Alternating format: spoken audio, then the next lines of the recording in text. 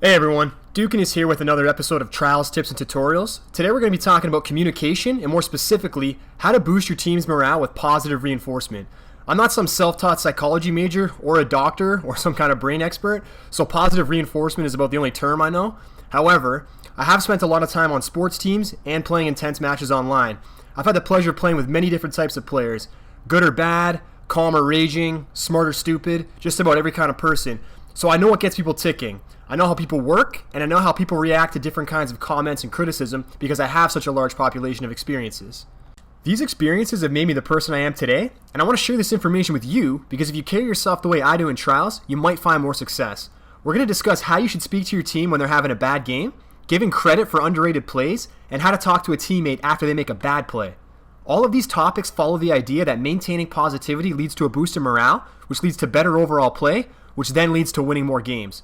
I know it can kind of sound a little lovey-dovey or hanky-panky, and you might not think this kind of soft factor matters, but trust me, it does matter. We'll start off with what to say when your buddy is having a below-average game. Everyone has bad games. That's how it goes. That's trials. It happens to everyone. So the worst thing you can do is say things like, I'm holding my own, or I'm doing everything I can, or am I the only one going positive again? What you're really saying, or at least the message that's being conveyed is, I'm not a team player. I don't care about what the team is doing because I'm personally having a good game. You're isolating yourself from your team, which is counterproductive because trials is a team game. So you're going to have a tougher time winning games because you're discouraging your teammates. Say the scoreboard comes up. Your buddy has a .17 KDR and you're losing 3-1. You think your buddy doesn't know he needs to step up? Of course he knows that. They leave the scoreboard up for a painful 5 seconds in between rounds. There's nothing else for him to look at. So you're not bringing attention to his KDR by calling him out. He's not going to go, oh geez, Bill, you're right. I better step up, eh? He's already thinking that. All you're doing is rubbing it in. And when you crap on someone in the middle of a game, it negatively affects their play going forward. I want to show you a better way to react when your buddy is having a bad game. Look at this clip here. My clanmate and friend Deathbat was 0-8 in a close game and was getting frustrated with himself. So take a listen to how I respond. Can I get shit on any fucking worse? Dude, you listen. You're way better than what your score says, okay? And you've done more than what your score says. You just got to forget about it, bro. We're tied. Like, the team's tied. The KDR of the team is 1.0 right now. So let's just forget about that. Play your game, dude. You get 2 sticks this round, we win the game, bro. So just think about it like that. Don't worry about the last 6 rounds. Worry about right now. Reflecting on the past is a great way to improve, but the middle of a game is not the time or the place. Reminding your team what they're capable of and keeping them focused on the current situation 100% boosts their morale. So instead of shutting down and feeling bad about themselves like we all get when things aren't going our way, it causes more communication and better overall play. This obviously increases your chances of winning. So that's how you approach a teammate when they're having a bad game, but what about when they make an underrated play? I'll throw a hypothetical example at you because I don't have one in game. Let's say you and a teammate go down. Your buddy is last guardian standing. He doesn't get any kills, but absolutely jukes the enemy team and manages to safely get both revives. You then drop all 3 opponents and get a team wipe. You get all the glory because you clinched the round, but you wouldn't have been in that position without the crazy jukes from your buddy that everybody already forgot about. You should call that out. Don't let people give you credit for a team effort. When your buddy congratulates you on your play, let him know you wouldn't have been able to do it without your buddy's jukes.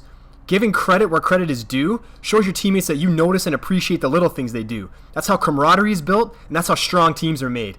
It maintains positive momentum so your team continues to play well. The last thing we're going to talk about is the most important point, which is what to say after your teammate makes a mistake. When a player makes a bad play, they tend to react in one of 2 ways. On one hand, they might try and do too much in an attempt to make up for their error, which isn't a good way to recover because they'll play more aggressively, which often leads to more mistakes.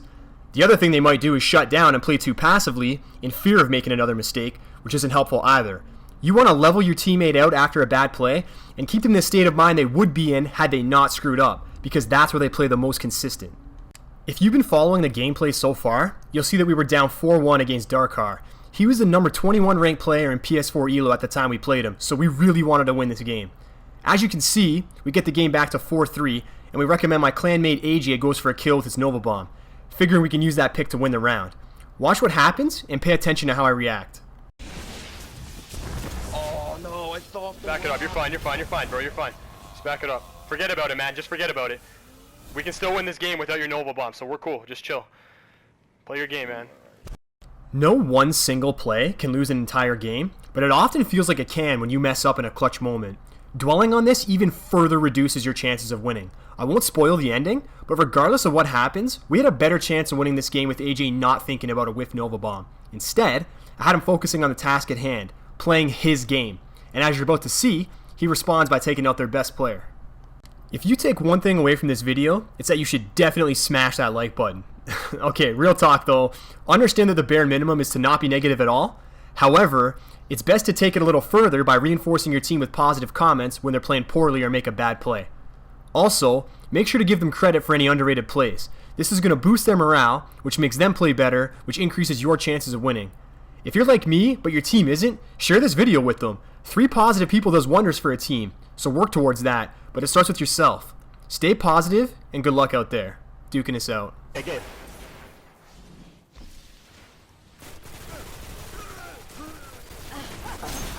Come outside for me. Come outside for me. Let's go! Let's go! Watch self first.